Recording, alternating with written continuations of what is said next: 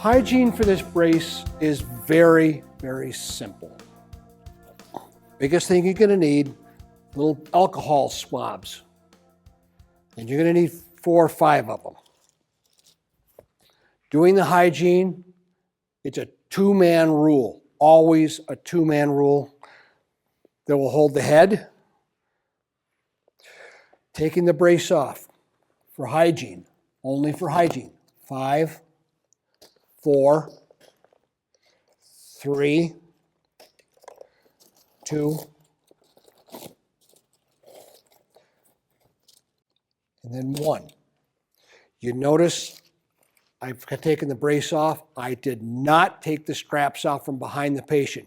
As soon as you take the straps off from behind the patient, you start losing all your adjustment positions. It makes everything very difficult. Once the brace is off, the alcohol swabs. You will actually see a little bit of reddening around the top of the forehead and around the chin.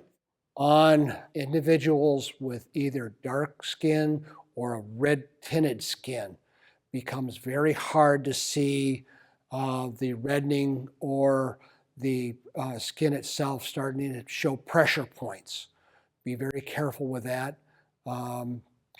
Also, patients with geriatrics in particular with a very soft skin, sometimes they don't show the reddening very fast or the breakdown of the skin very fast. Take the alcohol swab, rub across, just like that. Now, you will do that there, and you come underneath the chin, just like that. The next alcohol swab, and that's why I said there's 5 of them. The blue, just like that. Clean that out. The top.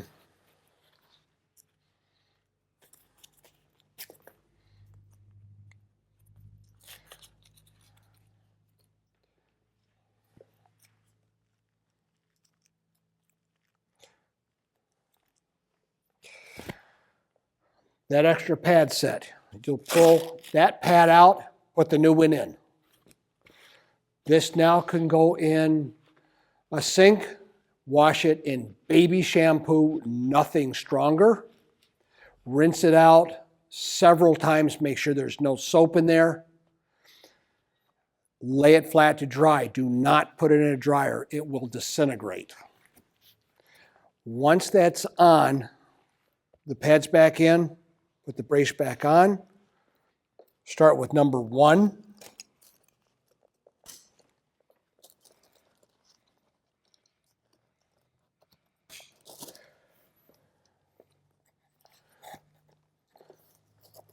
Number 2. And you may have the shoulder strap will have a tendency to get stuck to that Velcro once you take that out. Number 2 on this side.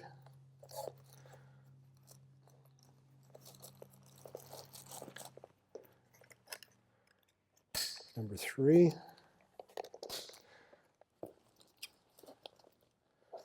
Number 4.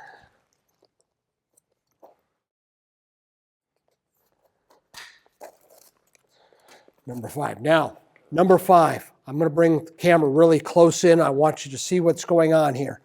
Number 5. When you put number 5 on, you put your hand in between the strap and the skin. If you do not, this strap is tight enough, you will pinch that skin right there and you will cut the patient. So put your hand in there, make sure, just like this, make sure you're not catching that patient because it will hurt. The next step is I'm going to set the patient up, bend your knees.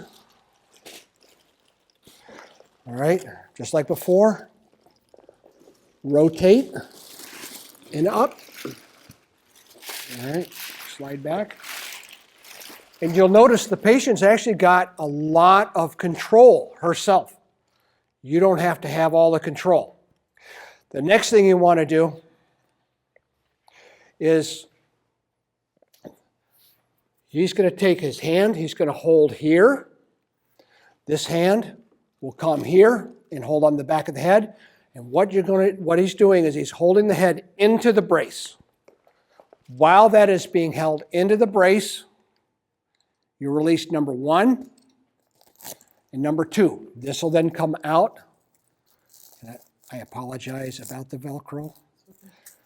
You'll take the occipital section out, take this off, change it, put the new one on.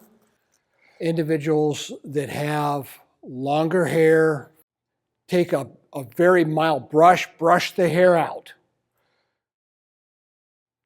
This particular patient's got a bun right here. I don't recommend them. If you can, just let the hair lay smooth and back. Braids are bad news. Anything that's going to form a lump on the head will end up hurting.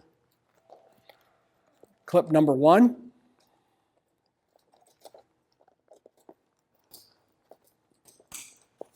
And clip number 2. The patient is back safe. Cleaning the back. Remember, this stockinette won't be there. It'll be against the skin. You can release each strap one at a time. Wash that area. Reclip. Come back to the other side. Wash that area. Reclip. And you'll find out when you go to reclip these, they're not exactly easy to reclip. Number 5, do it quickly. Wash this area and get it back on. Once again, put your hand in between and snap. Periodically, you have to get the hair washed. Do not use dry shampoos. Do not use a rinseless shampoo.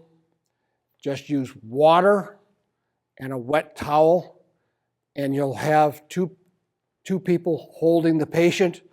And I'm going to have you do this.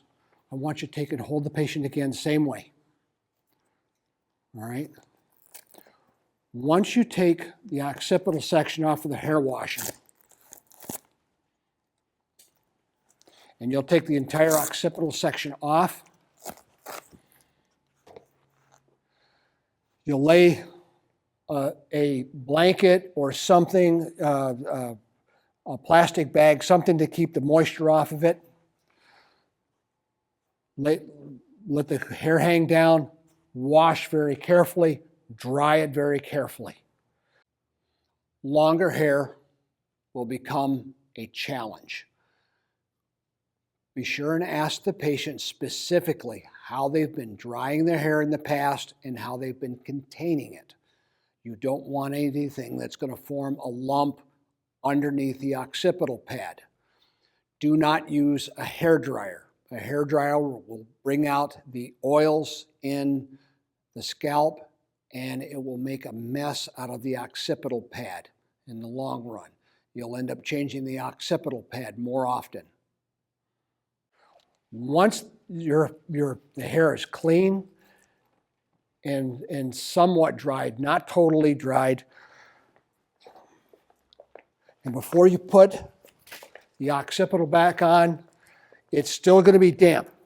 Literally just take a wash rag, put it in between, just like this, and reclip. And what that'll do, that'll keep the moisture from soaking into the head section quite as badly, but at the same time, what it'll do is it'll pull the water out of the hair.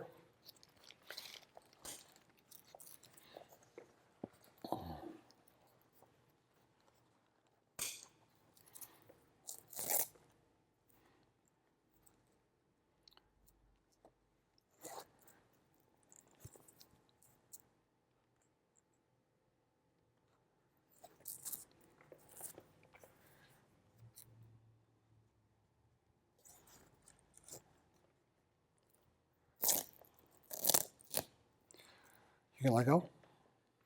She's safe again. You will want to provide a basic maintenance and hygiene booklet.